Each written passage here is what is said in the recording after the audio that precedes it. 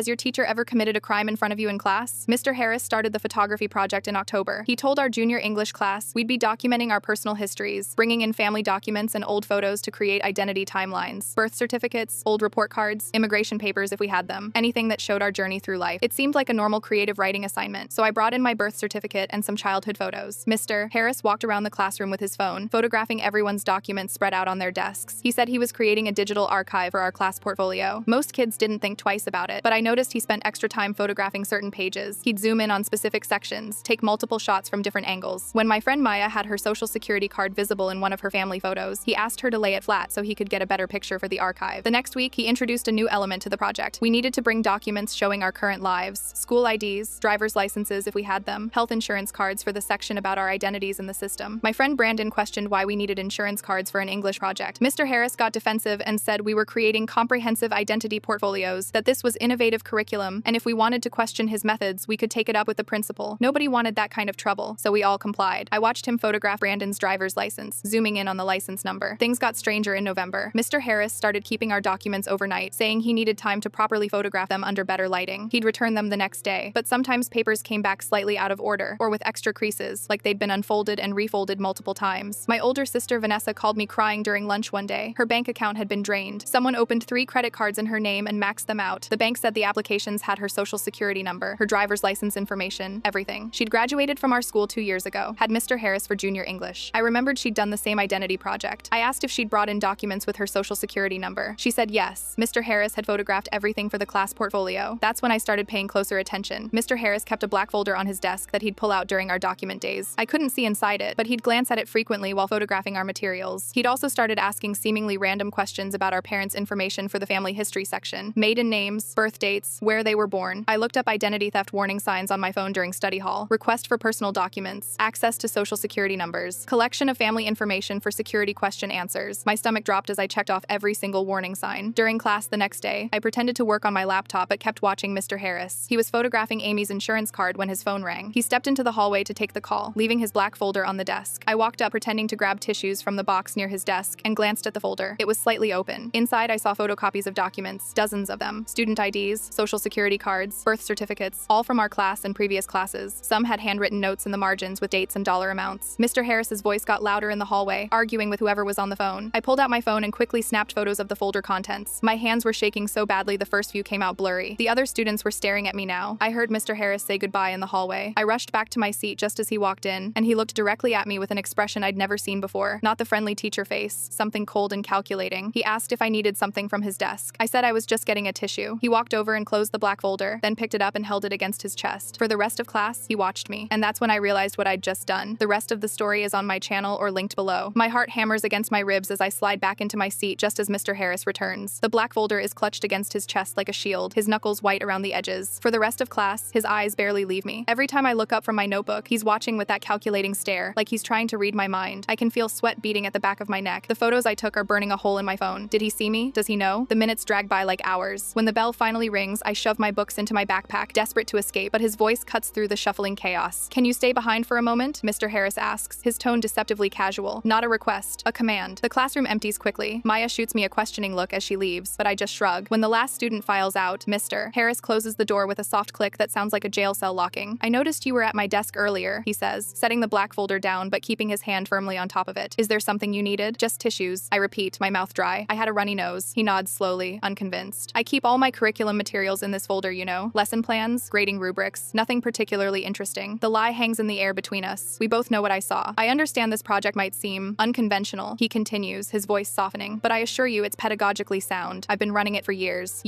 Just like the timeline of identity theft victims, starting with my sister Vanessa. I need to catch my bus, I say, edging toward the door. It's the last one and my mom can't pick me up today. Another lie, but a necessary one. I need to get out of here. He studies me for a long moment, then nods. Of course, but I'd like to schedule your individual document review session. Tomorrow after school? My stomach lurches. Alone with him and my documents? Not happening. I have a dentist appointment tomorrow, I say, backing toward the door. Maybe next week? He smiles, but it doesn't reach his eyes. I'll email you to coordinate. The hallway feels 10 degrees cooler when I finally escape. I'm halfway to my locker when my phone buzzes with a text from Maya. What were you doing at Harris's desk for real? I ignore it for now, needing to find Brandon first. I catch him at his locker and pull him around the corner, away from the crowd. You were right about Harris, I whisper, checking to make sure no one's listening. I saw the folder. It's full of photocopied social security cards, birth certificates, IDs, Everything he needs for identity theft. Brandon's eyes widen. Are you serious? Did you get proof? I nod, pulling out my phone to show him the photos. Some are blurry, but several clearly show stacks of documents with student names and social security numbers. Holy shit, Brandon whispers, zooming in on one image. That's my driver's license number right there. And look, there are notes with dollar amounts next to some names. I think he's been doing this for years, I say. My sister Vanessa had her identity stolen after his class. I bet there are dozens of victims. Brandon runs a hand through his hair, thinking, we need more evidence. This isn't enough to convince anyone. He could say you doctored the photos. What are we supposed to do? Go to the principal with blurry pictures? No, Brandon says, his expression hardening. We need to search his classroom. After hours. Break in? My voice rises before I catch myself. That's insane. Not break in, just investigate. I have basketball practice tomorrow that runs until 6. The school's mostly empty by then, but the doors stay unlocked for evening activities. We could check his filing cabinets, his computer. The idea is terrifying and tempting all at once. If we find nothing, I'd look like a paranoid idiot. If we find something, we could be putting ourselves in danger. I don't know, Brandon. Your sister lost everything, he reminds me. And who knows how many other people he's done this to. We can't let him keep getting away with it. He's right. I think about Vanessa crying on the phone, about Maya's social security card being photographed, about all those documents in the black folder. Okay, I say finally. Tomorrow after your practice, 6 o'clock. That night, I barely sleep. Every time I close my eyes, I see Mr. Harris's cold stare. Around midnight, my phone pings with an email notification. It's from him. I noticed you missed scheduling your individual document review session today. This is a required component of the project worth 15% of your final grade. Please come to my classroom during lunch tomorrow to make arrangements. I'm concerned about your recent behavior and would like to discuss it privately. I stare at the screen, my blood running cold. He knows. He has to know. But there's no backing down now. Tomorrow, Brandon and I will find the evidence we need before Mr. Harris can cover his tracks. Brandon's text comes at 5:45. Got it. Meet me by the east entrance. My stomach churns as I pace near the double doors, watching the November sunset cast long shadows across the empty parking lot. Only a few cars remain, mostly for basketball practice and the debate team meeting. I jump when Brandon pushes through the door, his hair still damp from the locker room shower. You ready for this? He asks, his voice low. I nod, though ready is the last thing I feel. How are we getting in? His door will be locked. Brandon grins and pulls something from his pocket, a brass key with a small tag reading maintenance. How did you? Janitor's closet was unlocked. They keep a spare for every classroom. He shrugs like it's nothing. I'll put it back before we leave. We move through the hallways quickly, footsteps echoing against the lockers. The school feels different after hours, eerie and watchful. When we reach Mr. Harris's classroom, Brandon tries the key, and the lock turns with a soft click. We have maybe 20 minutes before security does their rounds, he whispers, pushing the door open. Let's be quick. The classroom is bathed in bluish twilight, Mr. Harris's desk looming at the front like some kind of altar. I head straight for the filing cabinet while Brandon checks the desk drawers. It's locked, I whisper, tugging at the metal handle. Brandon appears beside me with a letter opener. Stand back. He works the thin metal edge into the lock mechanism, jiggling it with surprising expertise. My dad locked himself out of his file cabinet all the time, he explains, seeing my expression. The lock gives with a soft pop, and I slide the top drawer open. Inside are dozens of manila folders, each labeled with a graduation year. I pull out the one marked with last year's date. Holy shit, I breathe. The folder contains at least 30 student files, photocopies of driver's licenses, social security cards, birth certificates, all neatly organized by name. I check the next folder, same thing, different year. We quickly count, there are 12 years worth of folders, hundreds of identities. Look at this, Brandon whispers from the desk. He's managed to wake up Mr. Harris's computer, but it's password protected. The screensaver has disappeared though, revealing an open email inbox. He didn't log out. I peer over his shoulder. Most of the emails are school related, but there's an open draft with an attachment titled November Batch Zip, addressed to someone with a Russian email domain. Don't touch anything, I warn. We don't want him to know we were on his computer. Brandon nods and moves to another drawer. Check this out. He's found a stack of bank statements from what looks like an offshore account in the Cayman Islands. The balance shows over $200,000. That's gotta be where the money goes, I say, taking pictures with my phone. My sister said almost $15,000 was taken from her accounts after graduation. I'm photographing a particularly damning document when Brandon freezes. Did you hear that? Footsteps echo in the hallway, heavy and deliberate. Security. Shit, Brandon hisses, frantically replacing the folders while I close the drawer as quietly as possible. We duck behind Mr. Harris's desk just as a flashlight beam sweeps across the classroom windows. We hold our breath as the footsteps pause outside the door. The handle jiggles slightly, but the door doesn't open. We must have locked it behind us. After what feels like an eternity, the footsteps continue down the hall. We need to go. Now, Brandon whispers. We slip out, locking the door behind us, and take a different route to avoid the security guard. My heart doesn't stop pounding until we're safely in Brandon's car in the far corner of the parking lot. Did you get enough pictures? He asks, hands shaking slightly on the steering wheel. I scroll through my phone. I think so. Folders from at least 5 different years, the bank statements, that email draft, it's all here. What do we do now? We take it to the principal tomorrow. This is way bigger than we thought. Mr. Harris is waiting for me when I arrive at school the next morning. He stands outside his classroom, arms crossed, face like stone. I'd like to speak with you, he says, voice dangerously calm. Now, my legs feel like lead as I follow him inside. The classroom is empty. It's still 20 minutes before first period. There was a break-in last night, he says without preamble. Someone accessed my classroom and went through my personal files. I try to keep my expression neutral. That's terrible. Security footage shows 2 unidentifiable students entering after hours. His eyes bore into mine. One about your height. My mouth goes dry. I was home studying last night. Were you? He leans against his desk. It's interesting, the only things disturbed were files related to our identity timeline project. Maybe someone was trying to cheat? I suggest, heart hammering. He studies me for a long moment. I've decided to cancel the project entirely. What? Why? Privacy concerns, he says smoothly. I realize now that asking students to share such personal information was inappropriate. I'll be collecting all materials today and destroying them. Destroying the evidence, he means. What about our grades? I ask, trying to sound concerned about schoolwork rather than his obvious cover-up. Everyone will receive full credit, he smiles thinly. I'm sure that will make everyone happy. The warning bell rings, saving me from having to respond. As students begin filing in, Mr. Harris calls out over the noise. Change of plans today, everyone. I have an important announcement about our identity timeline project. I slide into my seat, catching Brandon's eye across the room. His slight nod tells me everything. We need to move fast before Harris can destroy the evidence we found. The identity theft scheme that's ruined so many lives, including my sister's, is about to unravel, and Mr. Harris knows it. News about identity theft spreads through school like wildfire after Brandon and I start asking careful questions. It begins with Vanessa's former classmates sharing stories on social media about mysterious credit cards opened in their names after graduation. Then Maya's older brother mentions how his credit score tanked when he was denied an apartment because of unpaid loans he never took out. They all took Harris's class, I tell Brandon during lunch, keeping my voice low. Every single victim. We decide to approach Principal Winters with our evidence the next day. We wait nervously outside his office during our free period, clutching printouts of the photos I took in Harris's classroom. Principal Winters looks exhausted when we finally sit across from him, dark circles under his eyes as he flips through our evidence with a frown. These are serious accusations, he says, removing his glasses and rubbing the bridge of his nose. Mr. Harris has been teaching here for 15 years. He's won district teaching awards. That's how long the identity theft has been happening, Brandon points out. Look at the folders by graduation year. Principal Winters sighs. What I see are blurry photos of what could be anything, taken during what appears to be an unauthorized entry into a teacher's classroom after hours. His eyes narrow, which, I should remind you, is grounds for suspension. My stomach drops, but the evidence is circumstantial at best, he interrupts. Mr. Harris has already explained that he collected these documents temporarily for the project and was planning to destroy them once grades were submitted. That's why he canceled the assignment. He's lying, I blurt out. He's been doing this for years. My sister. I understand your sister experienced identity theft. Principal Winters cuts me off again. But correlation isn't causation. These things happen all the time in our digital world. Brandon leans forward. Sir, with respect, we found offshore bank statements in his desk. We have the photos right here. Principal Winters slides the papers back across his desk. These could be photoshopped. And frankly, I'm more concerned about how you obtained them. He folds his hands. I suggest you both drop this before you find yourselves in serious trouble. Mr. Harris is a respected educator. We leave his office in stunned silence. In the hallway, Brandon punches a locker, making me jump. He's covering for him. Brandon hisses. We need to go directly to the victims. That night, we create an anonymous email account, harrisvictims@gmail.com. We send messages to 20 former students whose names we recognize from the folders, carefully explaining our suspicions without making direct accusations that could be considered defamation. The responses flood in over the next 3 days. 19 former students reply with nearly identical stories. Credit cards opened in their names shortly after graduation, loans taken out, bank accounts drained. Each had participated in Harris's identity timeline project during their senior year. This is it, I whisper to Brandon as we review the emails in the library. This is our proof. We start gathering statements from current students too, asking subtle questions about what documents Harris photographed for their projects. Maya joins our investigation, bringing 3 more seniors who remember Harris insisting on seeing their social security cards. We're interviewing a junior named Tyler when Harris appears suddenly behind us in the cafeteria. What exactly do you think you're doing? His voice is ice cold, making us all freeze. Just talking about the project, I say, trying to sound casual. Harris leans down, placing both hands on the table. I know exactly what you're doing. Spreading rumors, gathering false statements. His eyes lock with mine. Defamation is a serious offense. So is breaking into a teacher's classroom. We didn't break. Brandon starts. I have 15 years of exemplary teaching evaluations. Harris cuts him off. You have what? Some blurry photos and teenage conspiracy theories? He straightens up. If this continues, I'll have no choice but to fail both of you for the semester. Academic dishonesty. Harassment of a teacher. He walks away, leaving the table in stunned silence. He can't do that, Maya whispers, but she sounds uncertain. That evening, Brandon calls me in a panic. My parents just got a call from a collection agency, he says, voice shaking. There's a $30,000 student loan in my name from some online university I've never heard of. It was taken out 3 weeks ago. My blood runs cold. Harris is accelerating his timeline. He knows we're onto him. My parents are freaking out. My dad's credit is already bad from medical bills, and now this could keep me from getting financial aid for college. We work through the night, compiling everything we have: the photos, victim statements, timeline of thefts, patterns in the documents Harris collected. By morning, we have a comprehensive file that even Principal Winters can't ignore. But when we arrive at school, something's different. There's a substitute teacher in Harris's classroom. Good morning, everyone, the woman says. I'm Miss Peterson. I'll be covering Mr. Harris's classes for the foreseeable future. Whispers erupt around the room. Where's Harris? Is he sick? Did he quit? The answer comes during 3rd period when 2 plainclothes detectives appear in the doorway of my math class. They speak quietly to my teacher, who points directly at me. Can you come with us, please? The female detective asks when I reach the door. We'd like to ask you some questions about Mr. Harris and a potential identity theft ring operating out of this school. In the empty conference room, they introduce themselves as Detectives Ramirez and Sullivan from the Financial Crimes Unit. They already have our evidence file. Brandon must have sent it to them. We've been tracking a pattern of identity theft cases for months. Detective Ramirez explains, all victims were former students here, but we couldn't identify identify the source until your friend sent us this information. Where's Mr. Harris? I ask. Detective Sullivan's expression darkens. That's what we're trying to determine. He didn't show up for work today, and he's not at his home. His computer is missing, and it looks like he packed in a hurry. He's running, I whisper, the realization hitting me like a physical blow. We need you to tell us everything, Detective Ramirez says, opening a notebook. Start from the beginning. When did you first suspect your teacher was stealing student identities? As I begin my story, I can't help wondering if we're already too late. Has Harris escaped with hundreds of stolen identities and who knows how much money? Or will justice finally catch up to him after all these years? The FBI agents swarm through the school like a choreographed invasion. Men and women in dark windbreakers with yellow FBI lettering move methodically through the hallways, carrying sealed evidence boxes from Mr. Harris's classroom. Students press against lockers, phones out, capturing what will soon become viral videos across social media. They found everything, Brandon whispers as we watch from the library window. Look, they're taking his computer, the filing cabinets, everything. I can barely process what's happening. Just 3 days after our interview with the detectives, the entire operation has exploded into a full federal investigation. The school feels like a crime scene, yellow tape blocking off sections of the English department hallway. Principal Winters looks shell-shocked as he follows the lead agent around, his usual confident demeanor replaced by nervous hand-wringing. The same man who dismissed our evidence as circumstantial now can't stop nodding at whatever the FBI is telling him. Maya slides into the seat beside us. They're searching his house too. My mom drove past on her way to work and said there were like 10 FBI vehicles outside. Where did they find him? I ask, the question that's been burning in my mind since we heard about the arrest this morning. Airport, Brandon says, scrolling through his phone. There's an article already. Harris was trying to board a flight to Venezuela last night, had $50,000 cash in his carry-on and a new passport under a different name. I feel dizzy imagining how close he came to escaping. Venezuela doesn't have an extradition treaty with the U.S. I remember from a criminal justice documentary I watched with my dad last year. He almost got away with it, Maya says quietly. If you guys hadn't found that evidence, the magnitude of what we've uncovered hits me all at once. 12 years, hundreds of identities, millions of dollars stolen from former students who trusted their English teacher with their most sensitive documents. 2 weeks later, the full scope of Harris's operation is revealed at a press conference held in the school auditorium. The FBI Cybercrime Division lead stands at a podium where our principal usually gives boring announcements, explaining how one high school teacher managed to run one of the most successful identity theft operations they've ever seen. Mr. Harris maintained detailed records of over 650 former students. She explains to the packed room of parents, students, and news cameras. We've confirmed financial fraud affecting at least 428 victims, totaling approximately $3.2 million over 12 years. The gasp that ripples through the audience is audible. I sit between my parents, my mom squeezing my hand so tight it hurts. Vanessa sits on mom's other side, tears streaming down her face as she finally gets confirmation that the nightmare she's been living wasn't her fault. The defendant's method was sophisticated yet simple, the agent continues. He created a legitimate-seeming school project requiring students to share sensitive documents, which he then meticulously copied and organized. After graduation, when students moved away to college or jobs, he would begin using their identities, carefully timing his fraud to minimize detection. I see Principal Winters sitting in the front row, his head bowed. The investigation revealed he'd received at least 3 formal complaints about Harris's project over the years, but had dismissed them all. His resignation was announced yesterday. Without the courage of 3 current students who gathered evidence at significant personal risk, this operation would likely have continued indefinitely, the agent says, nodding toward where Brandon, Maya, and I sit. Their thorough documentation provided the breakthrough we needed. Cameras turn toward us, and I shrink in my seat. I didn't do this for recognition. I did it for Vanessa, for all the victims who had their futures stolen by someone they trusted. The legal proceedings move surprisingly quickly. Harris, facing overwhelming evidence and multiple federal charges, accepts a plea deal rather than risk a trial and maximum sentence. In exchange for his cooperation in recovering stolen funds and identifying accomplices overseas, he pleads guilty to identity theft, wire fraud, and financial exploitation of minors. 3 months after his arrest, I sit in a federal courtroom watching Harris in his orange jumpsuit, looking nothing like the intimidating teacher who once threatened to fail me. The judge has invited victim impact statements, and I volunteered to speak about Vanessa's experience. My sister was 18 when Mr. Harris stole her identity, I say, my voice shaking slightly as I read from my prepared statement. She had just started college when her bank accounts were drained. Credit cards were opened in her name and maxed out. She couldn't pay her tuition or rent. She had to drop out and move home, working 3 jobs to pay off debts she never created. Harris stares at the table in front of him, refusing to meet my eyes. She lost her scholarship. She lost her apartment. She lost friends who thought she was irresponsible with money. But worst of all, she lost trust in institutions, in teachers, in herself. Mr. Harris didn't just steal her money. He stole years of her life that she'll never get back. When I return to my seat, Vanessa hugs me tightly, whispering thank you through her tears. The judge sentences Harris to 15 years in federal prison with no possibility of parole for at least 12. As they lead him away, he finally looks up, his eyes meeting mine for a brief moment. There's no remorse there, only the cold calculation I'd seen that day in his classroom when he first realized I knew his secret. 6 months later, our school has transformed. New security protocols require all sensitive student information to be stored digitally with encryption. No teacher can request personal documents without administration approval and parent consent forms. The Identity Timeline project has been permanently banned. The victims received the first round of restitution payments last week from the school district's settlement. It won't fix everything, but it's a start. Vanessa used hers to re-enroll in college, determined to reclaim the future that was stolen from her. My new photography teacher, Miss Rodriguez, suggested suggested I document our journey for my final project. The exhibition opens next week in the school gallery, black and white portraits of victims alongside their stories, showing the human cost of Harris's crimes. Brandon stops by as I'm hanging the final photograph, a group shot of all the students who helped expose the truth. "Did you ever think this would be how senior year turned out?" he asks, helping me adjust the frame. I step back, looking at the collection of faces staring back at us. People whose lives were derailed by a teacher who exploited their trust. People who are now rebuilding, piece by piece. No, I admit, but at least their stories won't be hidden anymore. At least there's justice. As we turn off the gallery lights, I think about Mr. Harris sitting in his prison cell. 15 years to contemplate the lives he damaged. 15 years of consequences for the choices he made. Sometimes the truth stays buried for years. Sometimes it takes just one person noticing something wrong. A black folder full of documents